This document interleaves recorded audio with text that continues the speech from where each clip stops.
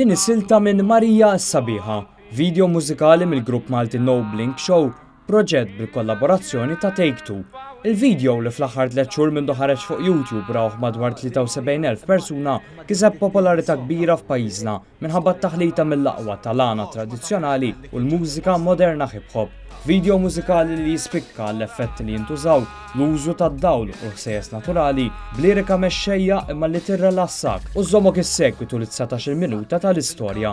Storja dwar tfajla orfni fil-Mosta u l-ħajja diffiċli li kellha tgħaddi minnha, fejn minn barra li kienet tiġi abbużata mit-tfal tal-iskola, ġiet abbużata wkoll sesswalment mill-ġardinar Pawlu fl-istitut fejn trabbiet. U sfrutta s-sempliċità tagħha u uża personifikazzjoni biex qabbel lilu nnifsu ma' Ġesu biex jieħu vantaġġ minnha.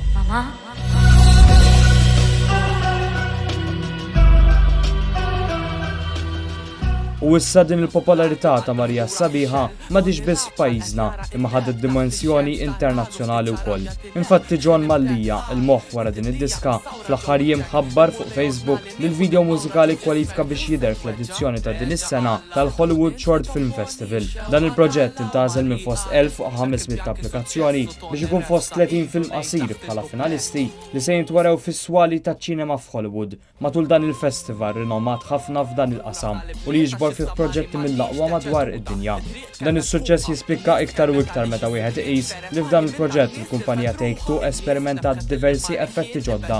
Iktar minn dan wieħed irid japprezza li l-album ta' dan il-video inkiteb u ġie prodott f'temp ta' 5 ġimgħat u iktar minn hekk il-grupp No Blink ħadem fuq dan il-proġett mingħajr kważi l-ebda fondi. Tkellimna ma' Carlos De Battista mit-Take Two li spjegalna li għal-kumpanija li kollha proġett fuq livell internazzjonali ma' videos mużikali mill-aqwa f'livell mondjali jagħtih sodisfazzjon enormi għalli fil-jiem li ġejjin il-kumpanija qed tistenna aktar dettalji u komunikazzjoni min-naħa tal-organizzaturi tal-festival.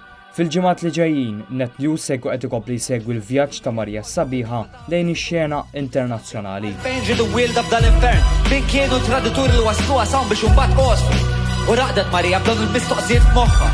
Iżda meta stemplet, sodda mdawra bit-tobba, lodda dawna tappoġġa, lodda msawra apposta kollha mdawra. Matthew Mamo għal Net News. Marim waħla bħal miġnuna, għamlu l-mossa tabib.